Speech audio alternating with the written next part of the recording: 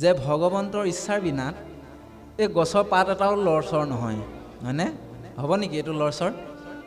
তেওঁ যদি ইচ্ছা কৰে এই গছৰ পাতটো লৰচৰ নহয়, আৰু তেওঁ যদি ইচ্ছা কৰে শিলৰ মূৰ্তিটো তেওঁ নিজে প্ৰকট হৈ যাবও পাৰে, হয়নে নহয়? এইবিলাক সকলো ভগৱন্তৰ ইচ্ছাতে হয়, তেওঁৰ ইচ্ছাতে হয়। বোলে প্ৰমাণটো কি? প্ৰমাণো লাগিব নহয়। প্ৰহ্লাদক জ্বলাব বিচাৰিছিলে নহয়, কোনে? হোলিকাই, হয়নে নহয়? কিন্তু প্ৰহ্লাদক জ্বলাব পাৰিলে জানো? তাৰ মানে ঈশ্বৰৰ ইচ্ছা নাই, ঈশ্বৰে শক্তি দিয়া নাই জ্বলাবৰ কাৰণে, হয়নে নহয়? সেইকাৰণে কোৱা হৈছে যিমানবিলাক শক্তি আছে এই বিশ্ব ব্ৰহ্মাণ্ডত, সমস্তখিনি শক্তিয়ে হৈছে ভগৱন্তই, হয়নে?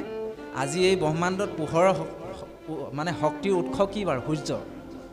পোহৰৰ শক্তিৰ উৎস সূৰ্য, হয়নে নহয়? সূৰ্যটোৰ পৰা সকলোৱে পোহৰ পায়।